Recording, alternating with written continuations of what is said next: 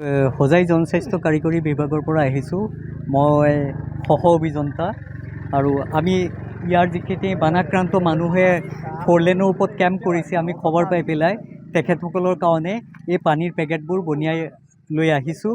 আৰু এতিয়া আমি এক গাড়ী আনিছোঁ। ইয়াত 1600ৰ পৰা 1800 পেকেট আছে। ইয়াতে যিজন মুৰব্বী আছে কেম্পত, তেওঁক দিছোঁ যাতে সমানে ডিষ্ট্ৰিবিউট কৰে। আৰু তেখেতে মোৰ নাম্বাৰ লৈছে, তেখেতে আপডেট দি থাকিব। প্ৰয়োজন হ'লে ৰাতি 7টা-8টাতো মই আৰু এক গাড়ী পঠিয়াম আৰু প্ৰায় 1800 পেকেট আহি যাব। কিমানটা পৰিয়াল এতিয়াতো ইয়াৰ যিজন ৰিলিফ কেম্পৰ ইনচাৰ্জ আছে তেওঁহে গম পাব। সেইকাৰণে তেওঁক মই কৈছোঁ যে আমি পানীৰ পেকেট গোটেই গাড়ী দি দিলোঁ আপোনাক। ইয়াত আছে আমাৰ 20 পেকেট আহিছে। এটা পেকেট এভাৰেজত 80ৰ পৰা 85 আছে, তাৰমানে 1600ৰ ওপৰত পেকেট আছে। তো এতিয়া আৰু এক গাড়ী ডবকা বাইপাছত ৰৈ আছে। সেই গাড়ী লৈ মই ডবকা খলিল চৌধুৰী মেম'ৰিয়েলত সোমাম। তাৰপিছত তাৰে ওচৰত কোনোবা এটা হাইস্কুলত জানিছোঁ যে মানুহে কেম্প কৰিছে।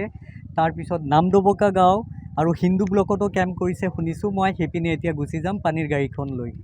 আৰু এখন গাড়ী আমাৰ অফিচৰ পৰা ৰেডি কৰি আছে, আহিব। সেইখিনি লৈ পিছত মই হিন্দু ব্লকত সোমামগৈ। ধন্যবাদ। যিকোনো খবৰৰ বাবে যোগাযোগ কৰক আমাৰ এই নম্বৰত 9181 307 221।